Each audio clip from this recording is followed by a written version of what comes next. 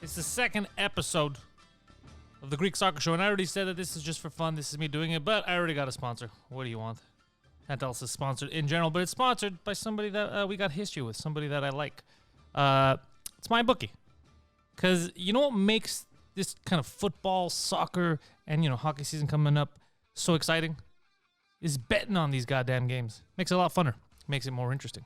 And at my bookie, that's where I normally like to go bet. So they decided to give me a promotional code, Pantelis. It's my name. And if you sign up right now, all right, this is up to a $1,000 first deposit bonus. They double your first deposit, up to $1,000. So if you decide to put in $1,000 to start betting in there, they're going to make it too. And then you can start betting on the site, start trying to win. And visit MyBookie online. Remember that. That's MyBookie, MyBookie. MyBookie. Use promo code Pantelis to enter. And that's it. These services are good to me. They're good to everyone else. MyBookie has been tried, tested, and true for a while now. So if you want to support the show or just gamble, go to mybookie.ag. Yeah. And with that, I don't know if anybody bet on the UEFA Super Cup that just happened this week. I feel kind of bad for Frank Lampard, a little, just because he's had a weird week. It's he took over the bench at Chelsea, and two big rivals. He faced Manchester United last weekend, and they got smacked around. And then he had a chance to at least start the season with a trophy, the UEFA Super Cup. Two European champions going at it. And he lost in penalties. The team lost in penalties. I mean, both teams played great. That's why it got to penalties. I don't think a lot of people were wondering whether or not the teams were going to be good or interesting. I think a lot of people were mostly focused on the female referees. It was the first time, I believe, that they allowed a female referee team to take over the entire European final. This was for the Super Cup, right? It seemed like a gimmick. But in all honesty, I don't think it makes a difference. If you're a good referee, you're a good referee. I don't believe that you can play together. I think that would be weird if it was a women's team versus a man's team. Every time we've seen that practiced, it doesn't go the right way for the women. But in terms of refereeing, I mean, if you're a good ref, you're a good ref. Who cares? And I don't think the ladies did a bad job. I think they did an excellent job. I mean, as good as they can being refs. It's always hard being a referee, depending on the angle. People are yelling at you. It was kind of funny, though, seeing some of the players yell at the referee when there was a call that didn't go their way. I felt a little bad for her. She's just getting yelled at by some dude. But overall, it was an exciting final. It was good. It went to penalties. Liverpool, goddamn, Jurgen Klopp is just winning everything right now. So I'm happy for that team. Good for them winning it. But now to the meat and potatoes. You people are here for a reason, and that's Greek soccer. And the UEFA Champions League third round qualifiers took place this week. And we had two people representing Greece. Well, we had two teams, rather. A lot of people. We had PAOK playing their second game against Ajax in Amsterdam. And we'll start there, I guess. It was a valiant effort. I mean, if you recall, they tied 2-2 in Thessaloniki. Ajax had those amazing 2 away goals, which would really help them. PAOK went in there furious, and they were firing on all cylinders. They really wanted to win. They took the lead 1-0. It looked improbable, but as soon as that kind of happened, the game really changed. I'm not a PAOK fan, so it's not in my nature to blame the referees being against them or anything like that, but it was very suspicious that as soon as they took the lead, Ajax was awarded 3 penalties within that game. Like, everything was done to help Ajax come back and win. They missed the first penalty. Then they were given another 2 during the game. There was one that should have been called for PAOK. That wasn't. It was a little suspicious. I mean, they tried. What are you going to do? There was a couple of mistakes that were made. I mean, it's early in the season, like I said. This is when these kind of mistakes happen. And I kind of felt bad that they worked so hard. They were unlucky. But, it was a valiant effort. They ended up going down against Ajax in Amsterdam, which is commonplace right now. And instead of Ajax discussing how lucky they were to leave with their heads, they were then complaining that they shouldn't have to go through this many rounds of qualifying because they're that good. Well, rules are rules. Depends on the coefficient of your country. If the entire country is not doing well enough, just like the Greeks, you got to go through qualifiers. Just how it is. You don't got to bitch. And I mean, if the refs didn't give you a hand that game, you would have already been eliminated. And there would have been no playoffs, no group stage for you guys. Anyhow, so PAOK, I kind of feel bad if you're a PAOK fan. It sucks. But know at least that your team did everything they could. From a, pitch standpoint individually. If it wasn't so lopsided with officiating, I think they would have went through, and it would have been a very, very interesting rest of the year, knowing that PAOK would have knocked out the last year's semifinalists. But then moving on to Olympiakos, as ESPN likes to call them. So Olympiakos, they were at home. They were hosting Turkish side Istanbul Beşiktaşir, whatever the fuck it's called. It's a team from Constantinople. And they played well. They won 2-0. Valbuena got them the second goal, but that first goal was from that defender, Ruben Semedo. This guy's pretty fucking good. This guy's been doing a good job. He's holding his own. I mean, in the beginning of the game, he was the guy that I thought was a little shaky. Because I was like, what is this guy doing? Why is he missing his passes? He's a little sloppy, but it's early in the season, like I said. And then he scored for them. He made a lot of great defensive. He just got better as the game went along. And Olympiakos went through. And now they're gonna have quite a tough time facing this goddamn Russian team, because I don't know if Sporting. I honestly don't know if Sporting is just having a bad beginning of the season, because even in the Portuguese league, they lost to a much smaller team to start the season, and they were getting smacked around 3-0 at home in Europe. It's stuff that normally doesn't happen to them. So I don't know if it's the team that's not gelling and that's why they got eliminated. But in any case, Olympiakos got to avoid them. Now they do have to travel to Russia, right? So that was kind of, it was the guaranteed game I gave you guys. I said that was the one that for sure was gonna go Greeks' way and Greek team's way. And I told you PAOK would be the one that I'd love to see them turn around. I think they were capable of, and I believe they were. But Atromitos. Remember how I said Atromitos could play well, maybe get the points? 0-0 away. Well, Warsaw came to Athens. And they kind of smacked Atromitos around. Like the quality difference showed them losing at home that way. And it was brutal. It was brutal knowing that if it was a bit later on in the season, because they have a good team, maybe things could have been different. But sadly, Atromitos, they put up a fight, but they just couldn't get that one goal early on to kind of change things up. They went down pretty early, and they looked worried. They looked nervous. They didn't go confident. They didn't go in confident, which is kind of like the first thing you have to do, is go in a little confident, especially when you're at home in these European. Because look at Apoel, right? They lost against that. What is that? That fucking. What's that weird team name? I forget now. I think they're that Kazakhstani team, I believe. And then they went in there, and they fucking turned the whole tie around. They smacked them around. They said, "Nah, we're not ready to lose." And they're going on to the playoffs. Apoel. That was a valiant effort, right? And speaking of valiant efforts, the team that I told you I couldn't see them coming back, Aris versus the Norwegian Molde. So for those of you who weren't paying attention, they went down last week 3-0 in Norway. 3 home goals for the Norwegians, 0 away goals for Aris. And the press conferences this week, Aris kept saying, "You know what? We're going in for the win. We're not coming home to be tourists in our own city. We're going to smack these Norwegians around." And they did. They started the game. They played really hard. They scored a quick goal. Well, quick in the 25th minute. But it was just enough time they needed. Got a second goal.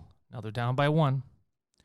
Go to the second half. They get their third goal late in the game. 85th minute, I believe. It is now 3-0 Aris. It is 3-3 on aggregate. This game goes into extra time. All right? All Aris needs is 1 goal. The crowd was going crazy. It was one of those unforgettable European nights in the making. A comeback victory here would be huge. All of Europe would be talking about it. Every soccer fan would be talking about it. It would be a big deal. But then a costly mistake. A costly mistake from one of their best players, too. They didn't pull the line. They thought the opposing player was offside when he wasn't. And it just deteriorated. They got scored on. It was now 3-1 in their favor. But as the UEFA Europa League rules will tell you, one goal and one, doesn't make a difference. Because the aggregate is what matters. So now they were down 4-3 on aggregate. They didn't need one goal to tie. They needed 2 to win. Because one goal, it would have been tied. But the Norwegians would have had an extra away goal. So they fought, and they failed. Game was over. They put in as much effort as they could. And sadly, they didn't make it. Another team at Thessaloniki that tried very hard and just couldn't make it. I feel bad for them too. Aris tried really hard. I believe they had this game. I believe it was, that costly mistake at the 102nd minute. They were tired.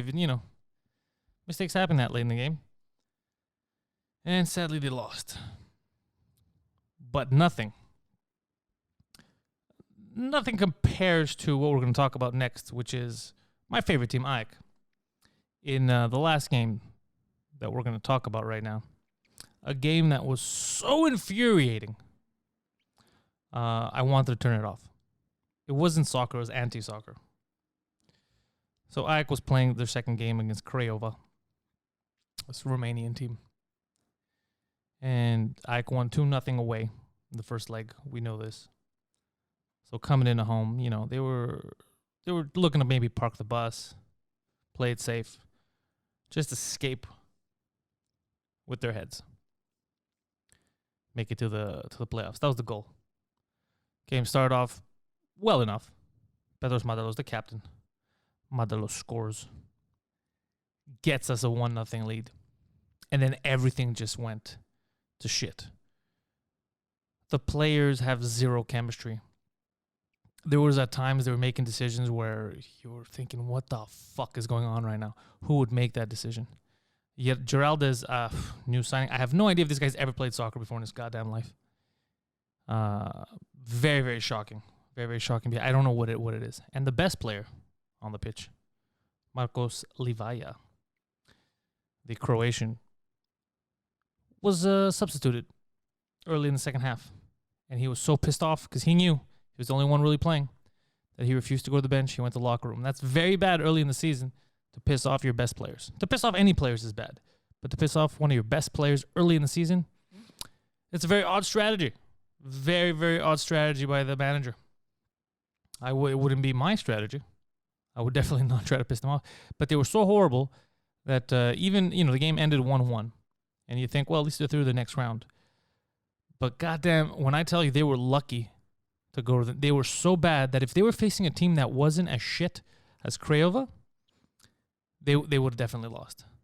Like if they were facing Aris the way Aris played yesterday, Aris would have mopped the floor with them. Like that's how bad they were. They weren't. They were asking to lose. They weren't. They were just easy mistakes. They were giving the ball away easy. They weren't positioning themselves properly. A lot of times they weren't even supporting each other. So it looked like they were going to get into some kind of a little triangle formation to pass one to keep someone open all the time. And then someone would just end up running down the line, being alone, giving it away. Defending, the man marking was really off. The second you'd get by one of them, there wouldn't be anyone to come take their place. You would just have open run. It was weird, but both teams were so bad that on the scoreline, it didn't show. It did not show. But if you look at the game, if you watch the game, you realize you're like, what the hell's going on? Then you had Vranjes, who was at least the shining point again. He's crazy, but he jumps for every header. He's a good defender. Again, he's another one of those guys. I think if he wasn't there and he wasn't adding that extra passion, I could have been eliminated right now. So it's a very bad game. Hopefully they could put this behind them. And they should watch the game, though. It's not a game that you forget. This is a game that you fucking remember. And you talk about it. You go, you see this? This can never happen again. It's disgusting. And now, Ajax got a lot of pride to play for, too, because they're in the playoffs against Trabzonspor, Turkish side. Now, they beat Prague. And they beat them pretty well. So their morale is high. They're a team that for the past couple of years has been making moves in Europe. They've been moving up in the Turkish league. Now, whether you like it or not, whether you want to admit it or not, a Turkish team facing a Greek team is always a bigger deal, just like Olympiakos saw in the round that they just finished. So their fans are going to want it. Our fans are going to want it. And I got to take a look, but we might not even have home fans. AEK might not be allowed to have home fans because just like they didn't have any when they played Craiova at home, due to that suspension from last year when they threw Molotov cocktails at Ajax fans, I think it was Bayern fans. Yeah, it was Ajax fans. They threw them. So I don't think they're going to be allowed to have fans. I think they might have another 3 games left in the suspension. We'll see. So that would suck too, because you really need the extra man when you're home. You really need the fans to come support you and to make you feel like you're home, especially when you're playing at the Olympic Stadium in Athens, because it's such a garbage place for soccer. The first row of seating is so far away because they have that track around it. The atmosphere is not the best. I've watched a game there, and I had fun, obviously. And it's always good to see your team. It's always good to watch some soccer, but it's not a place it's not a place that makes you feel like you're at home. You feel like you're renting it. Any team that plays there feels like, all right, this is our hotel for the week. So that's what happened with the Greek teams. And now moving forward, there's only 2 left. There's only 2 left that have to go through this ordeal of the playoffs. And that's AEK and Olympiakos. One going to the Europa League, one going to the Champions League. And we need the points. And we need the points desperately. I mean, there's no way around it. Greece caught up to Cyprus. We're just a half a point, I think, behind them in the coefficient. We got 2 teams playing right now in 2 different European competitions. If both do reasonably well, we could go up a couple of spots, actually. But it's going to be tough. It's going to be tough to make it, to win in the playoffs, and it's also going to be very, very tough to do anything in the group stage, especially for Olympiakos. We'll see who they land with if they make it that far. But the teams in Europe, the quality's gotten so good the past couple of years. And like I said, now the biggest danger is our season hasn't started. So our season starts officially just a couple of days after the first leg. So I believe AEK is playing on the 24th and Olympiakos is playing on the 23rd. And both their first legs of the respective playoffs are just a few days before that. So again, it takes a couple of games to get under your belt to get the team gelling and ready to play competitively, and they don't have that right now. So it's going to be tough, but not to fret. I think I still believe that both teams are probably going to make it through.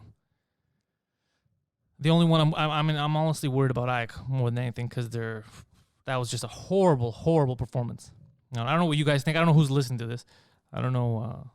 Even though I didn't really advertise the first episode. I put it out as a test. I just wanted to make sure it get on all the platforms. Because the thing is, I put it up, and it took a couple of days to get everywhere, to get on iTunes and all that, get approval. Because people were a little confused. Like, I have, people to call for this kind of stuff because I'm on other podcasts, which do well. But everybody's always confused about this. Like, what do you mean? What are you, making fun of soccer? No, just talking about Greek soccer. Like, alone? Okay. I'll get some guests. I think I need a guest, but for now, I'm just recapping and just giving my opinions. And everybody thinks it's ridiculous. Like, why would you do this? What a waste of your time. But I love it. And since my bookie is going to be my August sponsor for all of my Pantelis-related podcasts, I figured, hey, this makes so much sense. And then, bam, second episode. We got ourselves a sponsor. And it's my bookie. MyBookie.ag. Use the promo code when you sign up. Pantelis, that's my name. And they're going to match your initial deposit. You know how cool that is for them to match your initial deposit? And then you bet with that money. Put in $50. Technically, you could play with double that because they're matching your deposit. It's pretty cool. It's pretty cool. MyBookie.ag. I don't know if you guys bet on soccer. If you like to bet on football, football season's right around the corner. But that's what you should do. And there's going to be more of this. Now, it's early in the season. There's not that much going on. And I'm only talking mostly about the Greeks. So these episodes are short, about, 20 minutes? But they'll get longer as the season goes. I'm going to have more rants. There's going to be rivalries. I want to have a little segment called European Nights where I go through the the Champions League and the UEFA Europa League games of that week. So that's in the future of this. But it's it's in its building stages right now, in the inception, if you will, this podcast. and I'm always looking for a co-pilot. I definitely want to have someone who's knowledgeable about Greek soccer as well, that I can speak with, and obviously being Greek, that I can argue with about soccer for at least an hour. But for this week, that's it. That's what you're going to get, all right? And if you want more of me, my stand-up, the thing that I get paid to do, head over to pantelscomedy.com. And if you're in Ottawa, I'm going to be in Ottawa doing 2 shows at the Yuck Yucks, August 23rd and August 24th. That is a Friday and a Saturday. Tickets are on sale right now at yuckyucks.com. You pick Ottawa from their website, and then you'll find my show. Buy your tickets there. You can come watch me. It is not a family-friendly show, I'll tell you that much. Definitely 18 and over. I think this podcast here is the most family-friendly thing I fucking do. And even this, questionable. Questionable if it's for families. So you head over there, and you can also check out the #1 comedy podcast in Canada right now, which is 2 Drink Minimum, hosted by me and my buddy Mike Ward, and our third Mike Poseidon. And we're quickly rising up the ranks. We're not just happy with being one of the best podcasts in Canada. We're going for the world. And by world, we mean North America. Because, if you're the #1 podcast in Zimbabwe, doesn't really mean anything. And that's it. That's what you can get for this week. Enjoy your games.